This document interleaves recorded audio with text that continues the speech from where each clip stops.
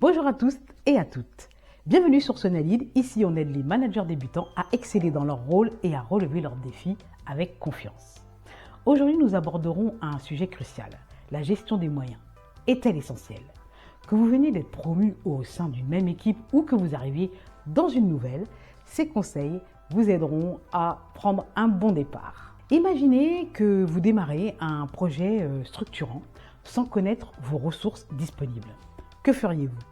50% des projets échouent en raison d'une mauvaise gestion des ressources, en tout cas une mauvaise connaissance. Aujourd'hui, nous explorons une compétence essentielle pour les managers débutants. L'objectif de cette vidéo est de comprendre les notions de moyens et de ressources, apprendre les étapes d'une gestion optimale, découvrir des outils pratiques et des conseils pour agir efficacement. Comprendre la notion de moyens et de ressources, voyons ensemble les définitions clés. Les moyens, c'est ce qui permet d'atteindre un objectif en lien avec le budget, les équipements, les outils, les ressources. C'est tout ce qui peut être mobilisé, telles que les ressources humaines, les ressources matérielles et les ressources temporelles. Les ressources sur le plan humain, ce sont les membres de l'équipe, ça vous l'avez bien compris, et les moyens matériels, ce sont les locaux, les technologies mises à votre disposition pour réaliser vos diverses tâches. Les ressources temporelles, c'est les deadlines ou les délais impartis si vous préférez. C'est OK pour tout le monde? On part sur les bonnes bases. Donc, quelles sont les 4 étapes clés d'une gestion efficace? Première étape, l'analyse des besoins. Évaluez vos objectifs et inventoriez les ressources disponibles. Exemple, que faire si vous avez besoin de 3 personnes, mais seulement 2 sont disponibles.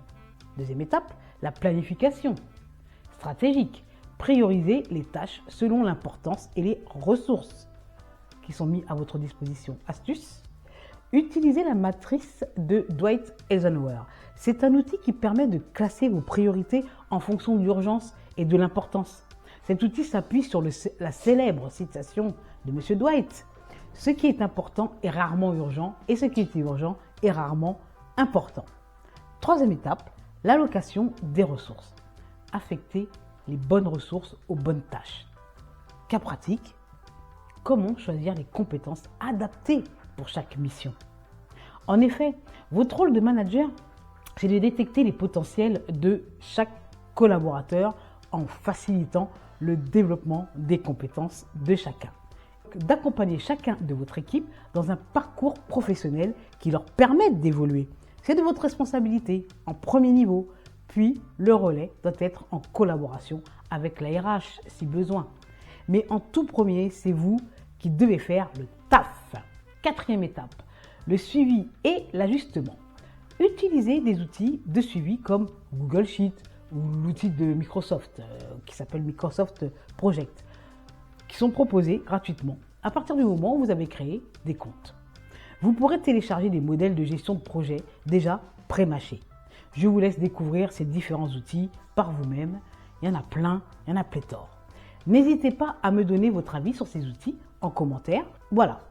En cours de suivi de projet, il est possible que vous soyez amené à réallouer un budget ou du temps en cas d'imprévu. Ou même, il vous arrivera également de réaffecter des tâches à un autre membre de votre équipe parce que la personne qui était initialement prévue doit s'absenter pour une longue période. Ou vous vous apercevez qu'il y a un problème de compétence de cette personne. Une fois qu'on a dit ça, récapitulons les conseils fondamentaux.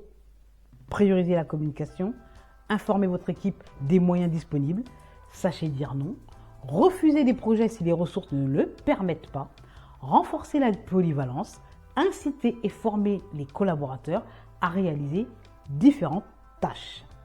Pour ce qui est des outils, si vous avez la possibilité ou l'autorisation par votre entreprise, je vous invite à consulter les logiciels de suivi de tâches ou de projets, des outils de chez Google ou de Microsoft par exemple. Vous avez plusieurs versions gratuites à votre disposition sur le net. Conclusion, votre plan d'action en tant que manager débutant, c'est analyser, planifier, allouer les moyens et ressources nécessaires et suivez régulièrement le projet sans être omniprésent bien sûr.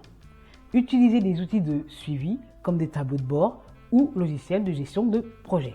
C'est toujours compliqué de conseiller des outils puisque tout repose sur le fait que vous soyez à l'aise ou non avec différents outils bureautiques, numériques ou technologiques. Il est important de développer vos compétences en matière de gestion des ressources et de façon continue. Inscrivez-vous sur des formations dédiées sur ce sujet en vous auto-formant via des sites en ligne ou via des formations proposées par votre entreprise. Ou alors, rapprochez-vous d'un de vos pairs expérimentés qui vous donnera des tips éprouvés par lui ou elle. Ce type de rapprochement contribue également à créer un réseau de managers et de la cohésion d'équipe au sein du CODIA. Alors, quel sera votre premier pas pour améliorer la gestion de vos moyens? Je vous propose de clôturer cette vidéo en vous remerciant, mesdames et messieurs, pour votre écoute et je vous donne rendez-vous prochainement sur sonialide.fr, notamment sur mon site, et puis la prochaine vidéo sera consacrée à la gestion des performances. Si vous avez apprécié cette vidéo, n'hésitez pas de cliquer sur le pouce levé, de vous abonner, bien entendu, et d'actionner la cloche pour ne rien manquer. Je vous souhaite plein de bonnes choses. Prenez soin de vous, prenez soin de votre équipe. N'oubliez pas, vous n'êtes plus seul parce que devenir manager, ça commence ici. À très bientôt.